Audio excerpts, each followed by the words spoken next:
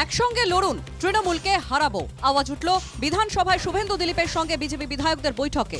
জনপ্রতিনিধিদের সঙ্গে নেতাদের সমন্বয় রেখে চলার বার্তা দিয়েছে বিজেপির কেন্দ্রীয় নেতৃত্ব। সোমবার সাংসদদের সঙ্গে বৈঠক করেন সুকান্ত মজুমদার, বৈঠকে ছিলেন শুভেন্দুও।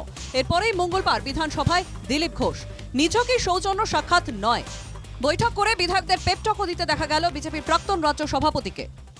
আমরা একসঙ্গে নামবো সবাই এবং তৃণমূলকে হারাবো। दिल्ली का जीत हमारी है, 26 में बंगाल का बारी है। আমি আর শুভেন্দু একসঙ্গে অনেক জায়গায় থাকবো, আলাদা আলাদাও থাকবো। আমাদের রাজ্য সভাপতি আছেন, তিনিও কিছু জেলায় যাবেন। আন্দোলনাত্মক যে প্রোগ্রাম হবে সেখানে কোথাও এক জায়গায় কখনো আলাদা, সবাই মিলে রাস্তায় নামবো। 26-এর বিধানসভা ভোটে বিজেপির সেনাপতিকে হবেন তা নিয়ে জোর জল্পনা। ইতিউতি কান পাতলে শোনা যাচ্ছে বেশ কিছু নামও। এই আবহেই দিলীপ ঘোষের বিধানসভায় আগমন সেই জল্পনা আরও উস্কে দিয়েছে। দিলীপ ঘোষও বলছেন নতুন ইনিংসের জন্য তৈরি তিনি। আমি তো ইনিংসের পর ইনিংস খেলতেই থাকি। একজন খেলোয়াড় সব প্রস্তুতির জন্য প্রস্তুত থাকে, সব পিচ সব মাঠের জন্য প্রস্তুত থাকে। আর আমরা রাজনীতিক কর্মী, সেই জন্য রাজনীতিতে কখন কি পরিস্থিতি হবে কেউ জানে না, পার্টি কি দায়িত্ব হবে কেউ জানে না।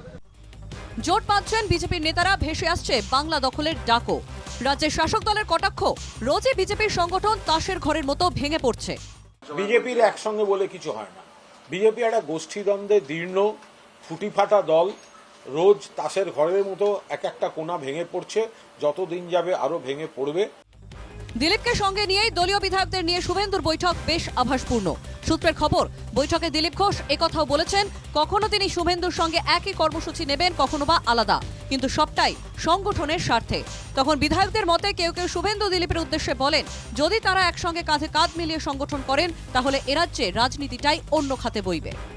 দেবারতী ঘোষ, সৌরজ্যোতি বন্দ্যোপাধ্যায় এবং রণজয় মুখোপাধ্যায়ের রিপোর্ট, NKTV বাংলা।